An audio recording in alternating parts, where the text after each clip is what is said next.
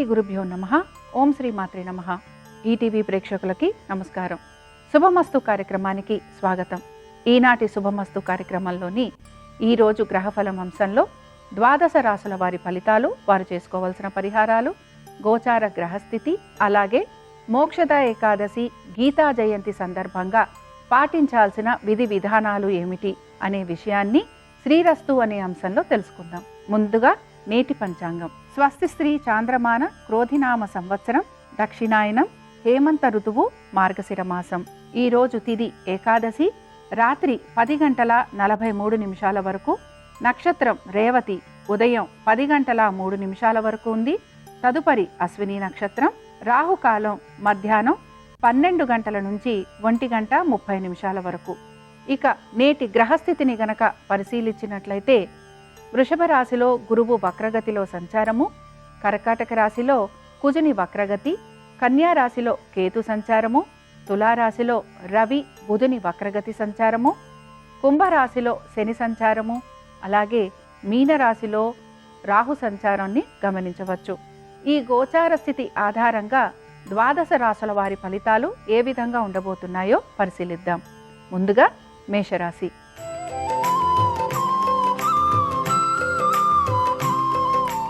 మేషరాశి వారి గ్రహస్థితిని గనక పరిశీలిస్తే ఈరోజు వీరికి ఆర్థికంగాను, ఉద్యోగపరంగాను, వ్యాపారపరంగాను కొంత నష్టం ఎదుర్కొనే అవకాశాలు కనపడుతున్నాయి.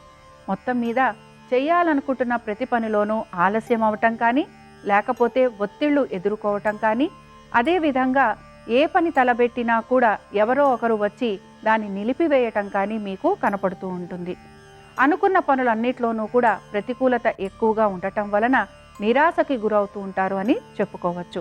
విద్యార్థులకి చదువులో ఆటంకాలు ఉండటం కానీ, లేకపోతే అనుకున్న విధంగా వాళ్ళు కోరుకున్న విధంగా మార్కులు రాకపోవటం వలన కొంత నిరాశ గురవుతూ ఉంటారని మనం అనుకోవచ్చు. ఇక మీ యొక్క ఆర్థికపరమైన విషయాల గురించి కనుక మనం ఆలోచిస్తే ఆర్థికంగా కూడా ఈరోజు కొంత ఒత్తిళ్లు ఎదుర్కొనే అవకాశాలు గోచరిస్తున్నాయి. మోక్షద ఏకాదశి సందర్భంగా మేషరాశి వారు తులసీ దళాలతోటి శ్రీకృష్ణుణ్ణి పూజించి అటుకులు నైవేద్యం పెట్టడం ద్వారా ఆర్థిక పరంగా ఉన్న సమస్యలు తొలగిపోతాయి. ప్రయాణించాల్సిన దిక్కు వీరికి ఉత్తరము, కలిసొచ్చే రంగు ఎరుపు, అదృష్ట సంఖ్య 2.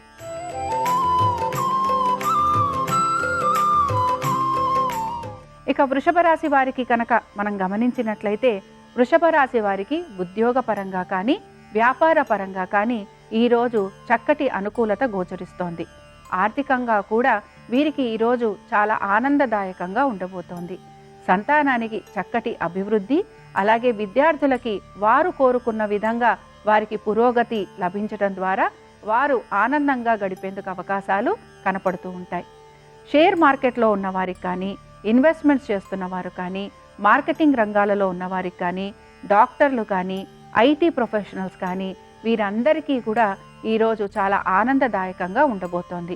గవర్నమెంట్ ఉద్యోగులు ఎవరైతే ఉన్నారో వారికి ఇచ్చిన బరువు బాధ్యతలు ఏవైతే ఉన్నాయో అవి వీరు చాలా చక్కగా నిర్వహించడంతో ఉన్నతాధికారులు వీరిని మెచ్చుకోవటం కూడా మనం గమనించవచ్చు.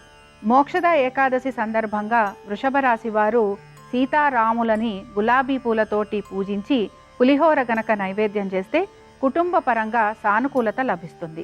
ప్రయాణించాల్సిన దిక్కు నైరుతి, కలిసొచ్చే రంగు నీలము, అదృష్ట సంఖ్య 2.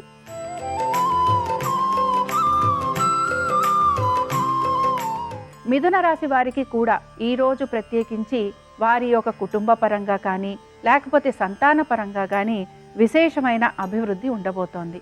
విద్యార్థులు ఎవరైతే ఉన్నారో విద్యార్థులు వారి యొక్క విద్య మీద శ్రద్ధ పెట్టాల్సిన అవసరం ఈరోజు కనపడుతోంది. కాంపిటేటివ్ ఎగ్జామ్స్కి ఎవరైతే ప్రిపేర్ అవుతున్నారో వారు ఎక్కువ శాతం ఇబ్బంది పడేందుకు అవకాశాలు గోచరిస్తున్నాయి. ఉద్యోగస్తులు కూడా వాళ్ళు తీసుకున్న నిర్ణయాలు ఏవైతే ఉంటాయో వాటి గురించి కొంత మదన పడేందుకు అవకాశాలు కనపడుతున్నాయి. కాబట్టి ఈరోజు మిథున రాశి వారు పనులలో ఏకాగ్రత చూపించాలి. అలాగే వారు పెడుతున్న ఆర్థిక లావాదేవీల గురించి, పెట్టుబడుల గురించి కూడా శ్రద్ధ వహించాలి. మోక్షద ఏకాదశి సందర్భంగా మిథున రాశి వారు శ్రీ లక్ష్మీ నరసింహ స్వామి వారిని గంధంతోటి పూజించి పొంగలి నైవేద్యం గనక సమర్పిస్తే వీరికి ఆర్థిక పరంగా ఉన్న ఇబ్బందులు, ఆరోగ్యపరమైన ఇబ్బందులు తొలగిపోతాయి. ప్రయాణించాల్సిన దిక్కు గనక మనం చూస్తే అది దక్షిణం, కలిసొచ్చే రంగు ఎరుపు, అదృష్ట సంఖ్య 2.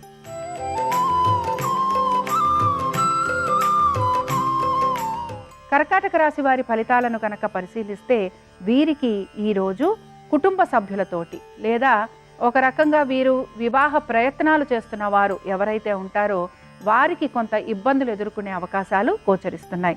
చాలా దగ్గర దాకా వచ్చిన సంబంధం గురించి ఆలోచన చేయటం కానీ, లేకపోతే వారు చెప్పిన ఆంక్షలు ఏవైతే ఉన్నాయో వాటికి ఒప్పుకోవాలా లేదా అనే ఒక ఆలోచన చేయటం కానీ మీలో ఎక్కువగా కనపడుతూ ఉంటుంది.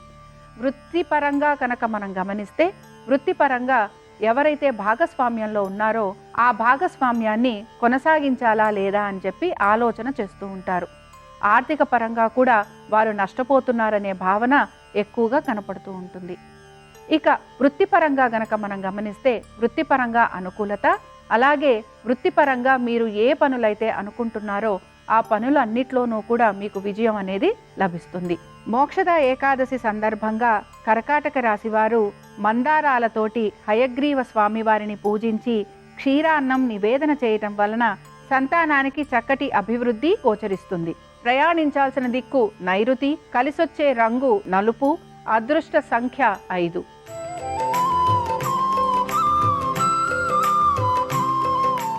సింహరాశి వారి ఫలితాలను కనుక పరిశీలిస్తే వీరికి సంబంధించి కూడా వీరికి ఆరోగ్యానికి సంబంధించి, రుణ బాధలకి సంబంధించి ఒత్తిళ్లు మాత్రం అధికంగా ఉండబోతున్నాయి. శత్రువుల వలన ఇబ్బందులు ఎక్కువగా ఎదుర్కోవటము, అలాగే మిత్రులు మిమ్మల్ని నమ్మించి మోసం చేయటము, వారి మాట వినటం వలన ధన నష్టం కలగటము, ఇవి మీకు అధిక శాతం గోచరిస్తూ ఉంటాయి. అందువలన మీరు ఎవరిని నమ్మకూడదని కానీ, లేకపోతే ధన నష్టం కలిగింది కనుక కొంత మానసికంగా ఇబ్బంది పడటం కానీ మీలో ఎక్కువ శాతం కనపడుతూ ఉంటుంది. ఉద్యోగ వ్యాపారస్తులకి ఈరోజు కొంతవరకు అనుకూలంగా ఉందనే మనం చెప్పుకోవచ్చు. మొత్తం మీద ఆర్థికపరమైన విషయాలలో జాగ్రత్త అవసరం.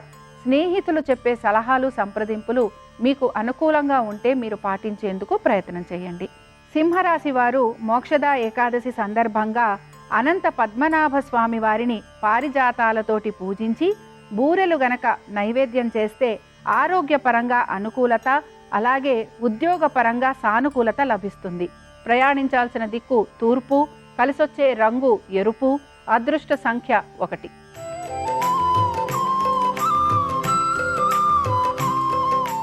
కన్యారాశి వారి ఫలితాలను గనక పరిశీలించినట్లయితే ఆర్థికంగా వీరికి అనుకూలత ఉండబోతోంది.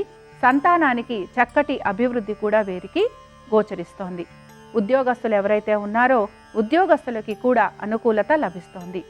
ఇక వ్యాపారస్తులకి వారి వ్యాపార పరంగా చక్కటి ఉన్నత స్థితి గోచరిస్తోంది.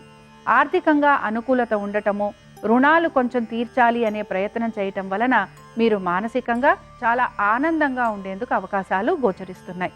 మొత్తం మీద ఈ రాశి వారికి ఈరోజు ఆనందదాయకంగా ఉండటంతో పాటుగా అనుకున్న పనులన్నిట్లోనూ కూడా విజయం అనేది లభిస్తోంది. కన్యా రాశి వారు మోక్షద ఏకాదశి సందర్భంగా నందివర్ధనాలతోటి దత్తాత్రేయ స్వామి వారిని గనక పూజించి చక్కెర పొంగలి నైవేద్యం చేస్తే అన్ని రంగాలలోనూ వీరికి విజయం చేకూరుతుంది. ప్రయాణించాల్సిన దిక్కు ఉత్తరము, కలిసొచ్చే రంగు వీరికి నలుపు, అదృష్ట సంఖ్య 6.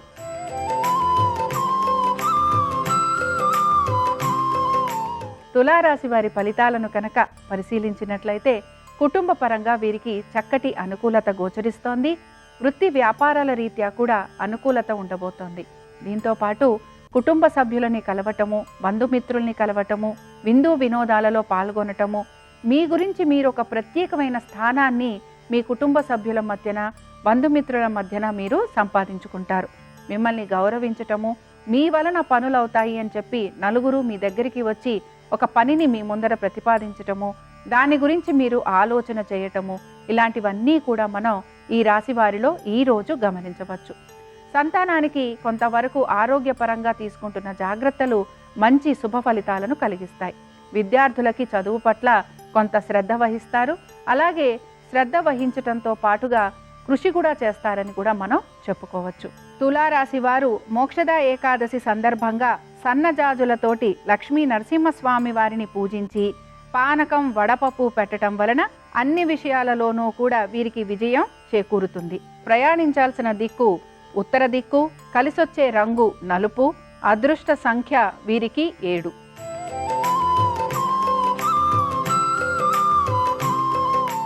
వృశ్చిక రాశి వారి ఫలితాలను కనుక గమనిస్తే వృశ్చిక రాశి వారికి మాత్రం ఈరోజు శ్రమ అధికంగా ఉండబోతోంది. ప్రయాణాలు లాంటివి చేసే అవకాశాలు ఎక్కువగా ఉన్నాయి. బంధుమిత్రుల్ని కలిసినా కూడా వారితోటి మీరు అంతగా కలవకపోవడం కానీ, వారు చెప్తున్న మాటలు మీకు రుచించకపోవడం కానీ, లేదా వారు అన్న మాటల వలన మీరు ఇబ్బంది పడటం కానీ ఎక్కువగా కనపడుతోంది. దీంతో మీరు నలుగురి మధ్యన వెళ్ళడానికి అంత ఇష్టాన్ని చూపించరు. కుటుంబ పరంగా అనుకూలత ఉన్నా కూడా మీ ఇష్ట ప్రకారంగా కుటుంబ సభ్యులు కనుక నడుచుకుంటే ఇంకా బాగుంటుంది అనే ఆలోచన మీలో ఈరోజు ఎక్కువగా గోచరిస్తూ ఉంటుంది. సంతానానికి అనుకూలంగా ఉంది. భార్యాభర్తల మధ్యన అనుకూలత, అలాగే వృత్తి వ్యాపారాల రీత్యా కూడా మీరు అనుకున్న విధంగా మీరు ముందుకు వెళ్లేందుకు అవకాశాలు కనపడుతున్నాయి. వృశ్చిక రాశి వారు మోక్షద ఏకాదశి సందర్భంగా సంపెంగలతోటి శ్రీకృష్ణుణ్ణి పూజించి గారెలు కనుక నివేదన చేస్తే సంతానపరంగా అభివృద్ధి, ఉద్యోగపరంగా అనుకూలత, ఆర్థికంగా కూడా ఉన్నత స్థితి కలుగుతుంది. ప్రయాణించాల్సిన దిక్కు దక్షిణం, కలిసొచ్చే రంగు వీరికి ఎరుపు, అదృష్ట సంఖ్య 6.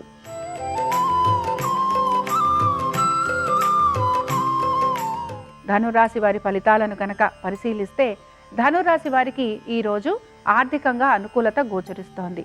అయితే ప్రత్యేకంగా ఈరోజు ఈ రాశివారు వారి బంధుమిత్రులకి ధనాన్ని సహాయం చేయటంలో ముందుంటారని చెప్పుకోవచ్చు.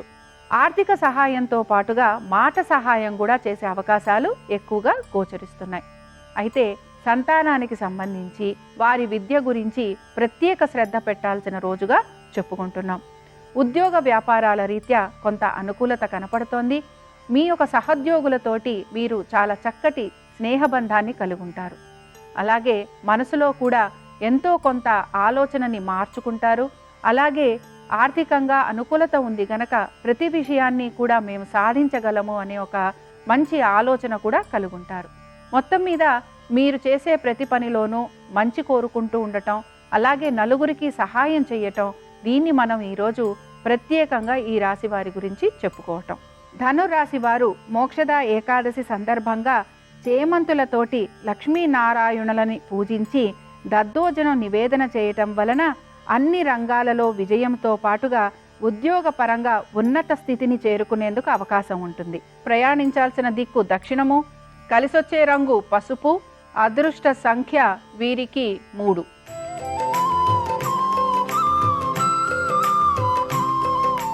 మకర రాశి వారి ఫలితాలను కనుక పరిశీలిస్తే మకర రాశి వారికి ఆర్థికంగా అనుకూలత, ఆరోగ్యపరంగా వీరికి ఈరోజు చాలా చక్కగా ఉండబోతోంది. ప్రతి పనిలోనూ కూడా చక్కటి విజయావకాశాలు అందుకోబోతున్నారు.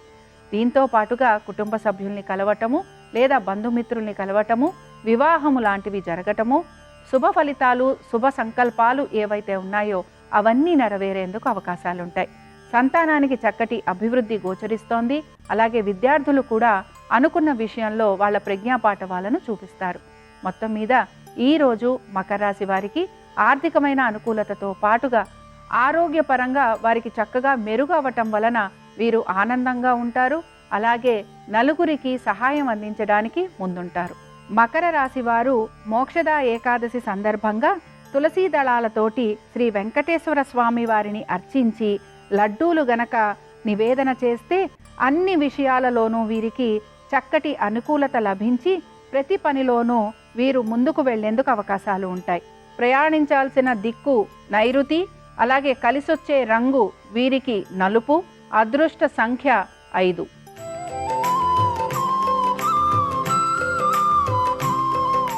కుంభరాశి వారి ఫలితాలను గనక పరిశీలిస్తే వీరికి ఈరోజు ఖర్చు విపరీతంగా ఉండబోతోంది. అలాగే ప్రయాణాలు లాంటివి చేసే అవకాశాలు ఎక్కువగా ఉంటాయి. అయితే ఎవరిని నమ్మకపోవటం కానీ, ఎవరైనా ఏదైనా విషయం చెప్తే దాన్ని త్రోసిపుచ్చటం కానీ, ఇలాంటివి ఈరోజు వీరు ఎక్కువ శాతం చూపిస్తూ ఉంటారు. ఆర్థికంగా అనుకూలత ఉన్నా కూడా ఇంకా వీరికి ఆర్థికంగా ఇబ్బంది ఉంది అనే భావన ఎక్కువగా ఈరోజు ఈ రాశి వారిలో కనపడుతూ ఉంటుంది. వీరు ఉద్యోగపరంగా కానీ వ్యాపార పరంగా కానీ చక్కటి అభివృద్ధి బాటలో ఉంటారని కూడా మనం చెప్పుకోవచ్చు. ప్రభుత్వోద్యోగులకి ఈరోజు అనుకూలంగా ఉంటుంది. అలాగే మార్కెటింగ్ రంగాలలో ఉన్న వారికి ఈరోజు ప్రత్యేకంగా బాగుంటుందని కూడా మనం అనుకోవచ్చు. ఇక విద్యార్థులకి ఎటువంటి ఇబ్బందులు ఉండవు. అలాగే వీరు ఏదైతే సాధించాలని కోరుకుంటున్నారో ఆ దిశగా వీరు ముందుకు వెళ్తారు అని మనం చెప్పుకోవచ్చు. కుంభరాశి వారు మోక్షద ఏకాదశి సందర్భంగా తెల్ల చేమంతులతోటి వేణుగోపాల స్వామి వారిని అర్చించి పొంగలి గనక నివేదన చేస్తే ఉద్యోగ వ్యాపారాలలో వీరికి అనుకూలత లభిస్తుంది. ప్రయాణించాల్సిన దిక్కు వీరికి దక్షిణము, కలిసొచ్చే రంగు వీరికి ఎరుపు, అదృష్ట సంఖ్య 9.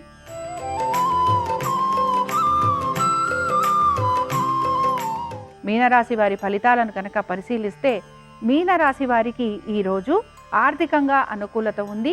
ప్రయాణాలు చేసే అవకాశాలు అధిక శాతం ఉన్నాయి. హాస్పిటల్స్కి వెళ్లాల్సిన అవకాశాలు ఉంటాయి. చిన్న చిన్న ప్రయాణాలు ఉద్యోగరీత్యా చేసే అవకాశాలు కూడా వీరికి ఎక్కువగా గోచరిస్తున్నాయి. ఖర్చులని అధిగమించేందుకు ప్రయత్నం చేస్తూ ఉంటారు. అలాగే రుణాలను తీర్చాలి అనే ఒక ప్రయత్నం కూడా వీళ్ళలో ఎక్కువగా కనపడుతూ ఉంటుంది.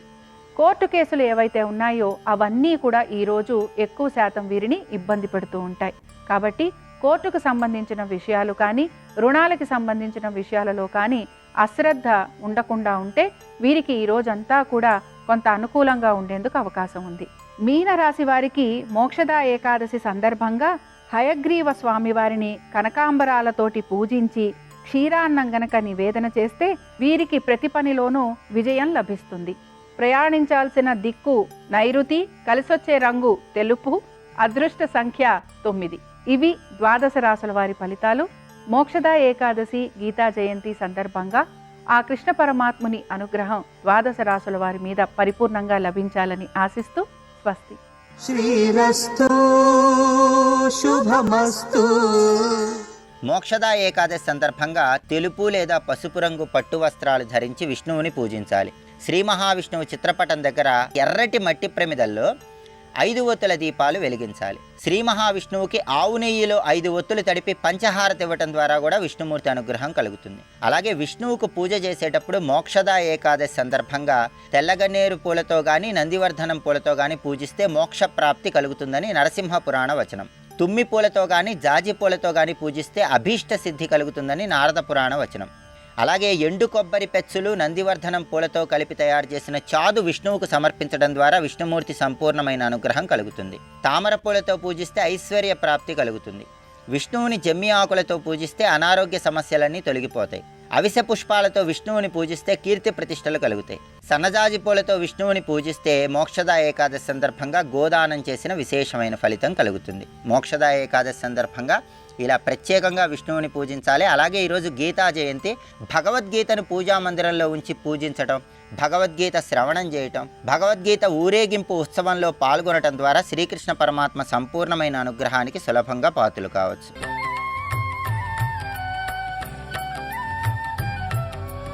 కృష్ణం వందే జగద్గురుం, కృష్ణం వందే జగద్గురుం.